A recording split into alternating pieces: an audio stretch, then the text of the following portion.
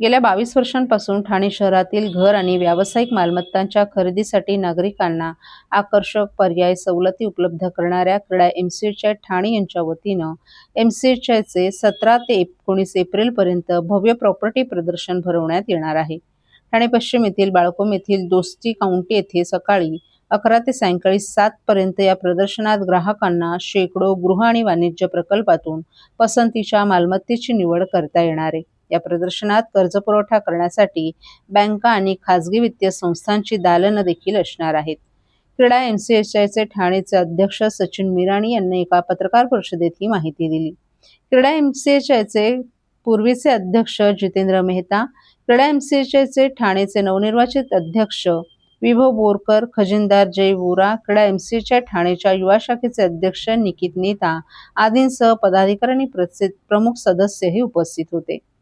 क्रीडा एमसीएच ठाणे या संस्थेनं ठाणे शहराचा विकास आणि नागरिकांची गरज लक्षात घेऊन 22 वर्षात प्रदर्शनातून अनेक मालमत्ता प्रकल्प सादर केलेत। त्यातून हजारो कुटुंबियांच्या स्वप्नातील घर साकारले। हजारो व्यावसायिकांना आणि वाणिज्य मालमत्ता खरेदी करता आल्या आहेत। त्यामुळे एमसीएच आहे तो भरोसा आहे असा विश्वास ठाणेकरांकडून व्यक्त होतोय। ठाणेकरांच्या विश्वासाला आम्ही पात्र ठरलो याबद्दल अध्यक्ष सचिन मिराणी यांनी आनंद व्यक्त केला। ठाणे शहरातील रिअल इस्टेट व्यवसायाचा वेगाने विस्तार होत असून नवे आणि आधुनिक जीवनशैली असलेले गृह प्रकल्प साकारले जात असल्याचं मिराणी यांनी सांगितलं।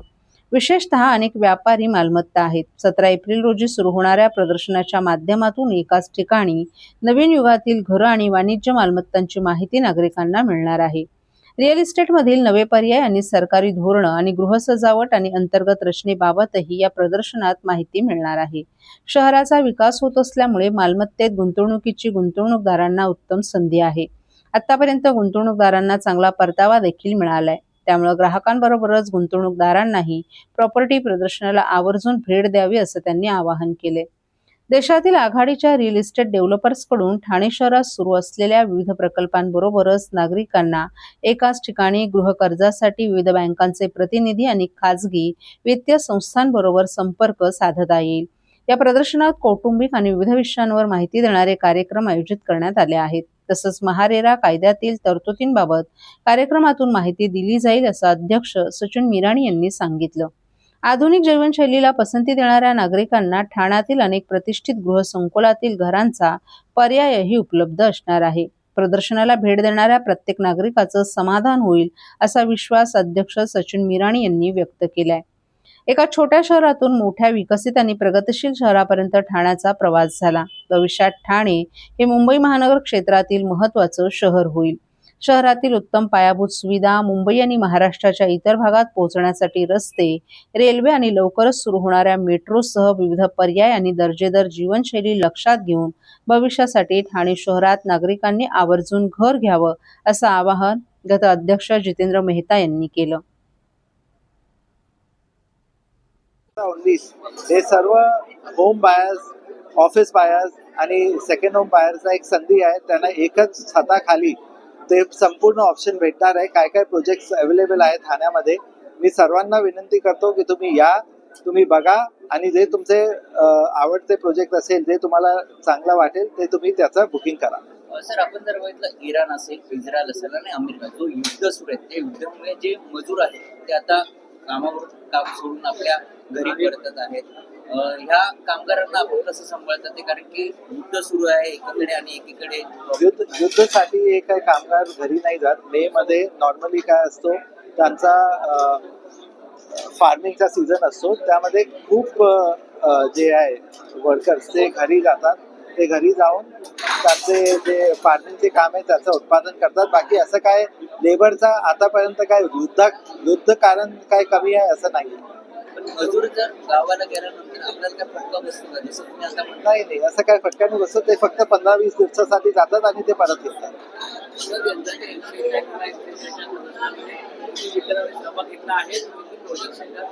टोटल 30 बिल्डर्स आहेत, त्यांनी सहभाग घेतलाय आणि करीबन 100 प्रोजेक्ट्स आहे जे डिस्प्लेमध्ये आहे। कारण काय एक डेव्हलपरचं 2 ते 3 प्रोजेक्ट असतात, सर्वांनी भाग घेतलाय। तुम्ही या त्यावेळी बघा तर तुम्हाला समजेल।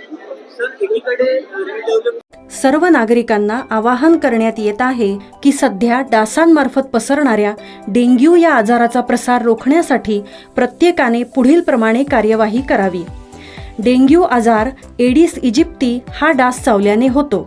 या डासांची पैदास साचलेल्या किंवा साचवलेल्या स्वच्छ पाण्यामध्ये होते.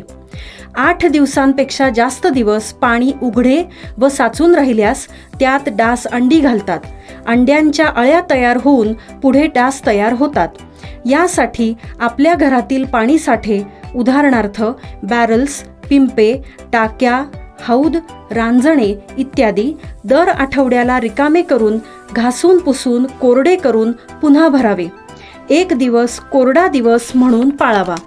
पाणी साठ्यांना घट्ट झाकणे बसवावीत किंवा जुनी साडी, चादर, धोतर यांनी बांधून झाकून ठेवावीत, म्हणजे डास त्यात जाऊन अंडी घालणार नाहीत. घराच्या गच्चीवर, आजूबाजूला, अंगणात कोठेही पाणी साचू देऊ नये. भंगार सामान उघड्यावर टाकू नये. उदाहरणार्थ टायर्स, प्लास्टिक सामान, कुंड्या, टाकाऊ वस्तू इत्यादी. अशा सामानात पावसाचे पाणी साठून त्यात डेंग्यूच्या डासांची पैदास होते. घरातील कूलर्स, फ्रीजच्या पाठीमागील ट्रे हे देखील वेळोवेळी कोरडे करावेत. लक्षात ठेवा, नुसत्या फवारणीने डास घनता कमी होत नाही, तर त्यासाठी डास पैदास ठिकाणे नष्ट करणे ही आपल्या सर्वांची जबाबदारी आहे. कोणताही ताप अंगावर न काढता जवळच्या शासकीय रुग्णालयात मोफत औषधोपचार घ्या. अशा प्रकारे नागरिकांनी सहकार्य केल्यास डेंग्यूचा प्रसार रोखणे सहज शक्य आहे.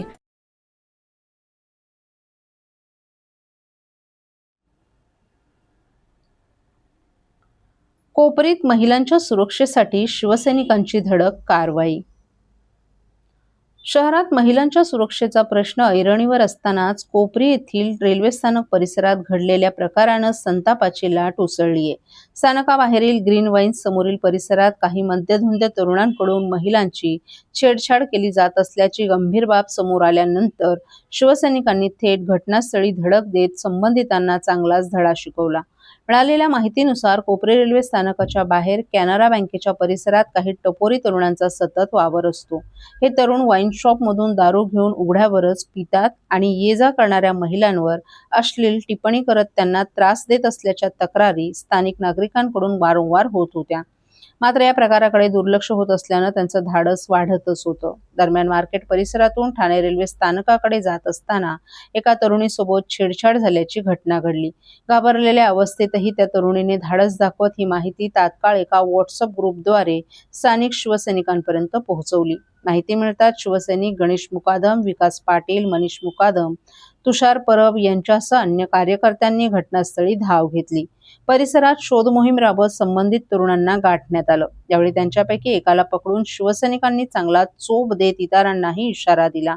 याच वेळी वाईन शॉपच्या दुकानदारालाही जाब विचारण्यात आला. दुकानासमोरच ग्राहकांकडून दारू पिणं आणि त्यामुळे महिलांना त्रास होणे हे प्रकार तात्काळ थांबवावेत, अन्यथा कठोर कारवाईला सामोरं जावे लागेल अशी सक्त ताकीद देण्यात आली. या घटनेनंतर परिसरात काही काळ तणाव निर्माण झाला होता, तरी स्थानिक महिलांमध्ये दिलासा व्यक्त केला जातोय. अशा प्रकारांना आळा बसणं अत्यंत गरजेचं असून महिलांची सुरक्षितता ही सर्वांची सामूहिक जबाबदारी आहे अशी भावना नागरिकांकडून व्यक्त करण्यात येत आहे. दरम्यान या प्रकाराची दखल घेऊन पोलीस प्रशासनानेही संबंधित परिसरात गस्त वाढवण्याची गरज व्यक्त केली असून अशा घटनांची पुनरावृत्ती होऊ नये यासाठी कठोर उपाययोजना करण्याची मागणी जोर धरते.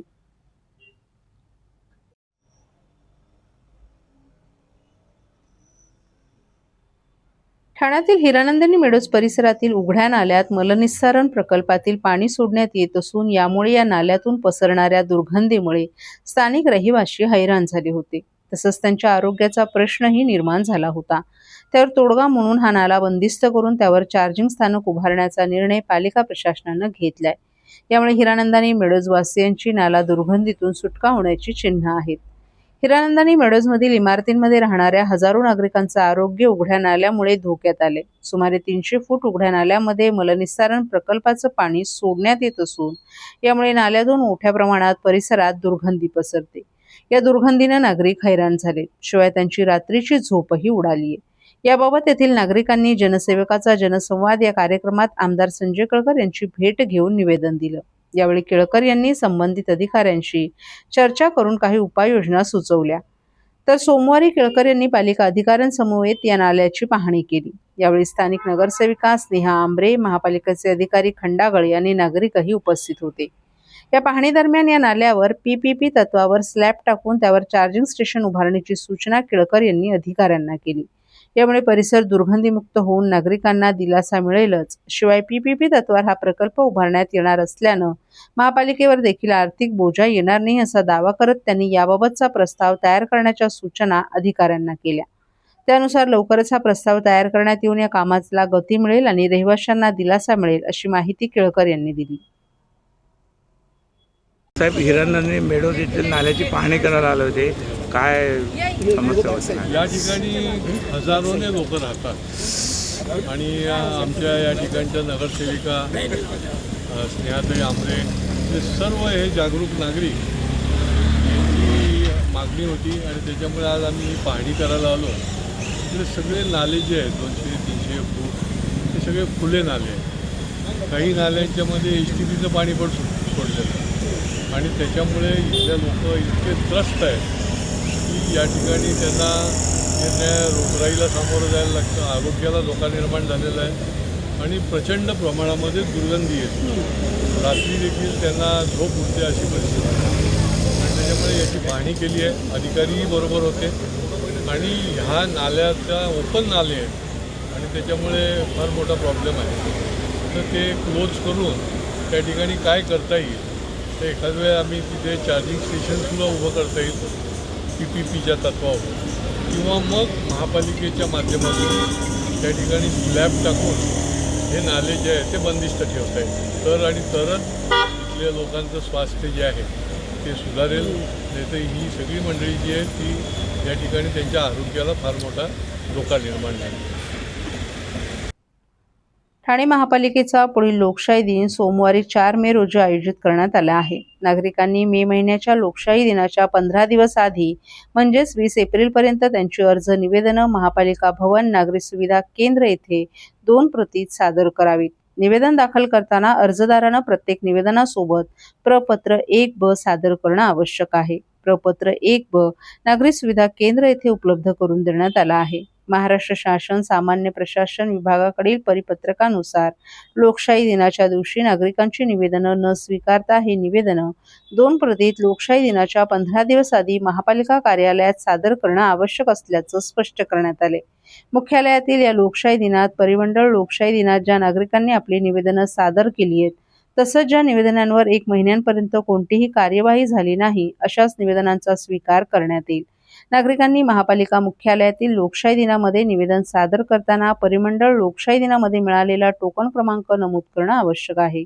अर्जदारानं एका अर्जात एकच तक्रार सादर करावी. एकापेक्षा जास्त तक्रारी असलेला अर्ज स्वीकारला जाणार नाही. त्याचप्रमाणे आस्थापना विषयक विविध न्यायालयात लोक आयुक्त यांच्याकडे प्रलंबित असलेल्या प्रकरणांच्या तक्रारी, माहिती अधिकार कक्षेत येणारी प्रकरणं तसंच राजकीय पक्षांच्या, नगरसेवकांच्या, संस्थांच्या लेटरहेडवरील अर्ज, अंतिम उत्तर दिलं आहे किंवा देण्यात येणार आहे अशा प्रकरणी केलेला अर्ज, तक्रार वैयक्तिक स्वरूपाची नसेल तर असे अर्ज स्वीकारले जाणार नाहीत याची नोंद घ्यावी.